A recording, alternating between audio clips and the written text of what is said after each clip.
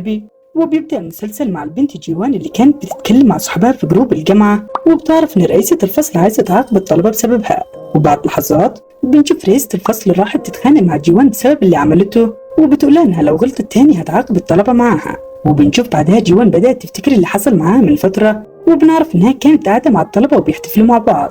وبيظهر وقتها إن الطلبة كانوا عايزينها تشرب، بس بعدها بيظهر الطالب مونجو بيشرب مكانها. وبنلاحظ وقتها إن جيوان كانت مبسوطة علشان ساعدها، وبتبدأ إنها تتكلم معاه مع الوقت وبيخرجوا مع بعض. وبتعدي بعدها الأيام وبنشوف جيوان بدأت تعجب بيه، لكنه بعدها انفصل عنها ومش بيرد على رسائلها.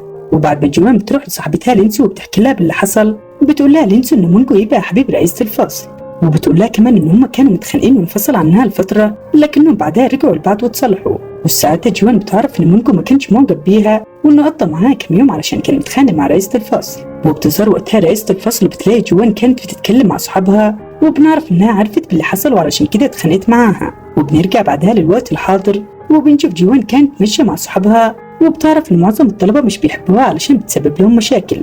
وبعد ما جيوان بتروح للمطعم مع صحابها وبتكون متضايقة، بتقول لها صاحبتها لينسو ما تزعلش نفسها وتنسى اللي حصل. وبيكون صاحبها بنت شايفاها مكتئبة ومتضايقة من نفسها، وبيقول لها بعدها إنها ما عملتش حاجة غلط وإنها ما كانتش تعرف إن مونجو حبيبها. وبنشوف بعدها جيوان راحت تركب الميكروباص وبتودع صحابها، وبتروح تقعد جنب شاب جميل لابس طاقية.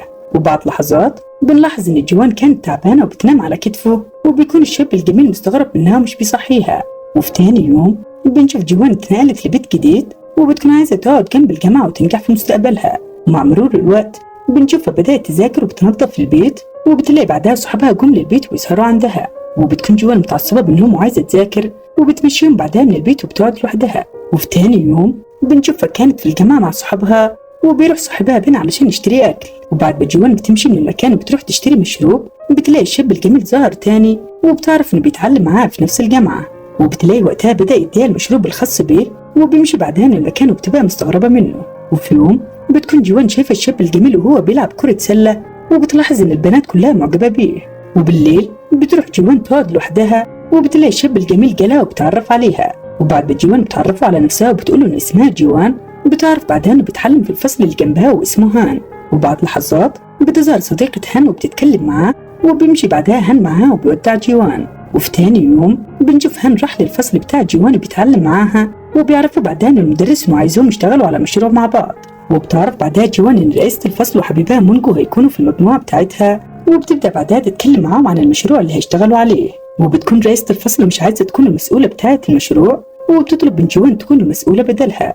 وبنلاحظ وقتها إن جيوان مش عايزة تبقى المسؤولة، وبتلاقي هان بدأ يقول لهم إنه هيكون المسؤول بتاع المشروع. وبتقرر وقتها جيوان إنها تكون المسؤولة وبتشكر صاحبها هان، وبيكون باين عليها متضايقة من رئيسة الفصل.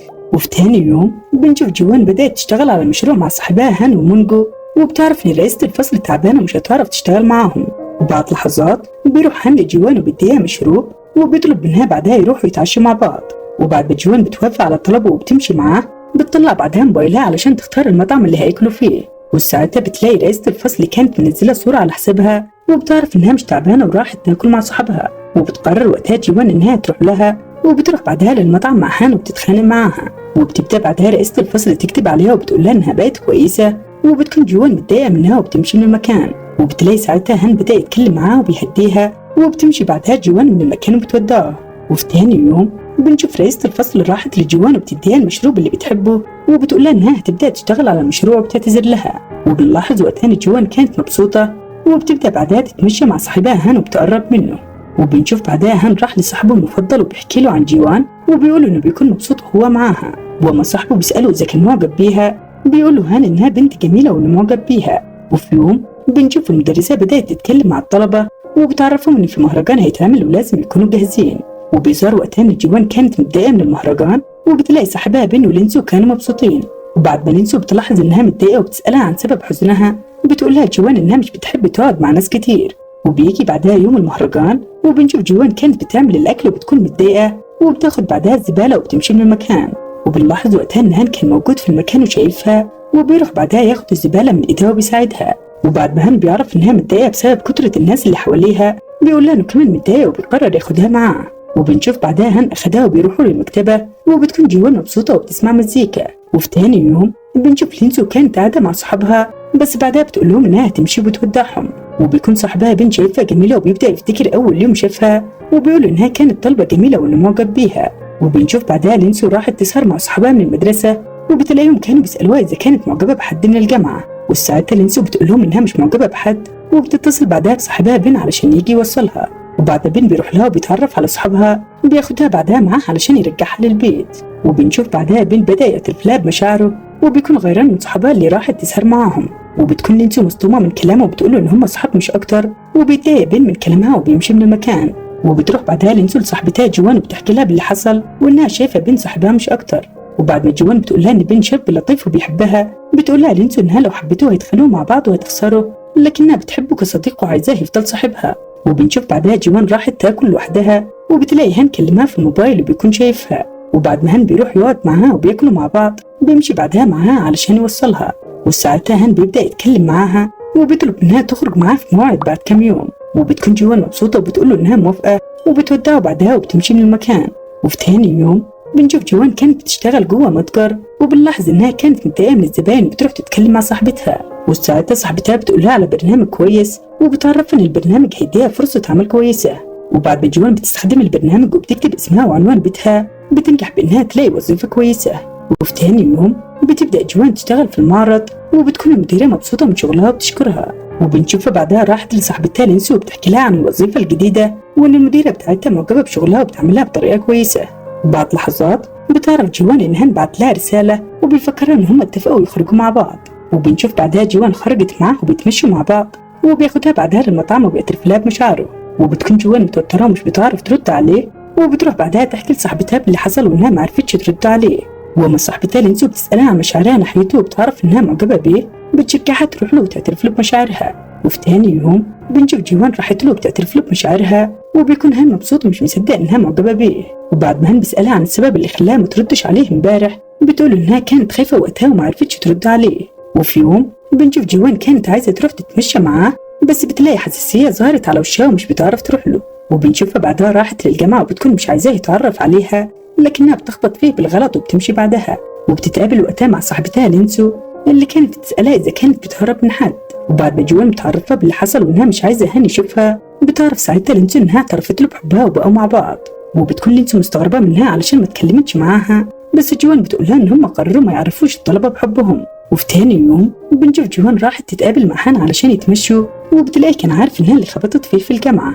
وبعد ما جوان بتقوله باللي حصل وإنها ما كانتش عايزاه يشوفها وحشة، بيقول لها إنه بيحبها هي ومش بيحب شكلها، وبيقول لها كمان إنه هيفضل يحبها ومش هيتخلى عنها، وبيطلب إنها ما تهربش منه تاني وتقول له بمشاكلها. وبنشوف بعدها لينسو راحت تاكل مع صاحبها بن في المطعم، وبتلاقي كان متضايق منها علشان رفضته وبيسيبها لوحدها. وفي نفس الوقت بنشوف جوان كانت بتتكلم مع والدتها في الموبايل، وبنعرف إنها عايزاها تنجح في الجامعة وتكسب منحة دراسية.